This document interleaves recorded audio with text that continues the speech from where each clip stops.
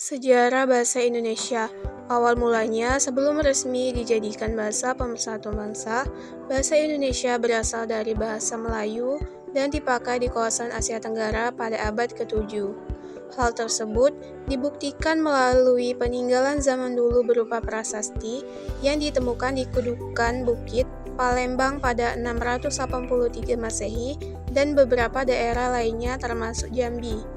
Dalam prasasti tersebut, tertulis huruf Pranagari atau bahasa Melayu kuno.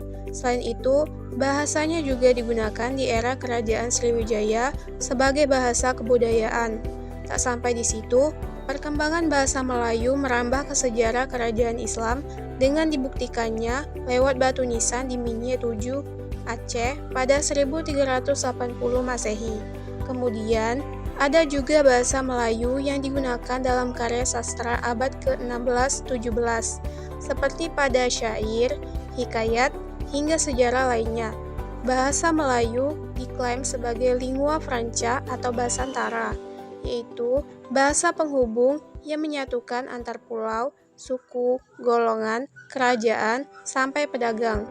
Proses penetapan bahasa Melayu menjadi bahasa Indonesia supaya diakui tidaklah mudah. Popularitas bahasa Melayu terus meluas ke wilayah Nusantara bersamaan dengan penyebaran agama Islam, terutama di abad ke-17 saat Indonesia dikuasai kolonial Belanda. Tokoh penggagas pengusul bahasa Indonesia. Yang pertama ada Muhammad Tabrani Sorjo Wicitro. Saat Kongres Pemuda I pada 2 Mei 1926, Muhammad Yamin mengusulkan kalimat kami putra dan putri Indonesia menjunjung bahasa persatuan bahasa Melayu. Beliau adalah tokoh yang menentang usulan tersebut karena baginya bahasa bangsa Indonesia adalah bahasa Indonesia, bukan bahasa Melayu. Yang kedua ada Sultan Takdir Ali Syabana atau STA. STA menjabat sebagai Ketua Komisi Bahasa selama pendudukan Jepang. Ia melakukan modernisasi bahasa Indonesia sehingga dapat menjadi bahasa nasional yang menjadi pemersatu bangsa. STA merupakan orang pertama yang menulis tata bahasa baru bahasa Indonesia pada 1936. Ia juga merupakan pelopor Kongres Bahasa Indonesia pertama di Solo. Salah satu karya terpentingnya adalah novel Layar Terkembang yang diterbitkan pada tahun 1937. Yang ketiga ada W.J.S. Purwadarminta. Pak Purwa merupakan salah satu leksikograf terbaik yang pernah dilahirkan bangsa ini. Salah satu karyanya adalah Kamus Umum Bahasa Indonesia yang diterbitkan pada 1954 oleh Lembaga Penyelidikan Bahasa dan Kebudayaan Universitas Indonesia dan dianggap sebagai awal sejarah leksikografi bahasa Indonesia. Dan masih banyak lagi tokoh-tokoh lainnya. Fase perkembangan bahasa Indonesia, yaitu yang pertama bahasa pemersatu. Dengan sangat jelas, bahasa Indonesia pertama kali digunakan ataupun diikrarkan sebagai bahasa pemersatu pada butir ketiga Sumpah Pemuda. Bahasa Indonesia kemudian mulai diterima oleh masyarakat Indonesia. Dengan diterimanya bahasa Indonesia, secara harfiah bahasa ini menjadi bahasa pemersatu Indonesia. Yang kedua yaitu bahasa resmi negara. Digunakan selama 54 tahun sejak ditetapkan dalam pasal 36 Undang-Undang Dasar 1945 pada tanggal 18 Agustus, yaitu dengan ditandainya pembacaan teks proklamasi oleh Insinyur Soekarno dan Dr. Andes Muhammad Hatta yang membuat fase awal bahasa Indonesia sebagai bahasa pemersatu menjadi bahasa resmi negara. Yang ketiga, bahasa internasional merupakan fase lanjutan dari dua fase yang telah direncanakan dan dilakukan, terbukti dengan adanya Kongres Internasional 9 Bahasa Indonesia yang mengambil tempat di Jakarta pada tanggal 28 Oktober hingga 1 November 2018. Undang-Undang Nomor 24 Tahun 2009 tentang bendera, bahasa, dan lambang negara, serta lagu kebangsaan juga ikut mendukung bahasa Indonesia menjadi bahasa internasional. khususnya pasal 44 ayat 1. Fungsi bahasa Indonesia yaitu yang pertama sebagai lambang kebanggaan bangsa, yang kedua sebagai lambang identitas nasional, yang ketiga sebagai alat perhubungan antar warga, antar daerah, dan antar budaya, yang keempat sebagai alat pemersatu suku budaya dan bahasanya. Kedudukan bahasa Indonesia. Kedudukan yang paling utama dari bahasa Indonesia adalah sebagai bahasa nasional. Hal tersebut tersurat pada Ikrar Sumpah Pemuda tanggal 28 Oktober 1928 yang berbunyi menjunjung tinggi bahasa persatuan bahasa Indonesia.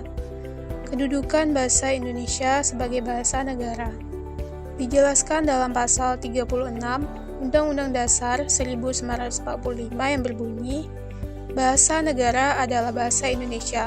Berarti, bahasa Indonesia tidak hanya berkedudukan sebagai bahasa, tetapi juga termasuk dalam bahasa negara. Perkembangan ejaan bahasa Indonesia sampai saat ini. Yang pertama yaitu ejaan Republik, merupakan hasil penyederhanaan ejaan Pan-Opposition. Contohnya umur, kubur, maklum. Yang kedua, ejaan pembaharuan, merupakan suatu ejaan yang direncanakan untuk memperbarui ejaan Republik. Contohnya santai, gulai, harimau, kalau, amboy. Yang ketiga, ejaan Melindo, Melayu Indonesia, merupakan hasil perumusan ejaan Melayu dan Indonesia pada tahun 1959. Penemuannya diawali dengan diselenggarakannya Kongres Bahasa Indonesia yang kedua pada tahun 1945 di Medan, Sumatera Utara. Contohnya gabungan konsonan TJ seperti pada kata TJINTA diganti dengan C menjadi cinta. Juga gabungan konsonan NJ seperti NJONJA diganti dengan huruf NC yang sama sekali masih baru. Dalam ejaan pembaruan, kedua gabungan konsonan itu diganti dengan TS dan N. Yang keempat, ejaan baru atau ejaan LBK. Pada dasarnya, merupakan lanjutan dari usaha yang telah dirintis oleh Panitia Ejaan Malindo. Contohnya, remaja, cakap, sunji, sejarat, tahta. Yang kelima, ejaan yang disempurnakan atau EYD. Diresmikan pada tanggal 17 Agustus 1972 oleh Presiden Republik Indonesia dengan keputusan Presiden nomor 57 tahun 1972.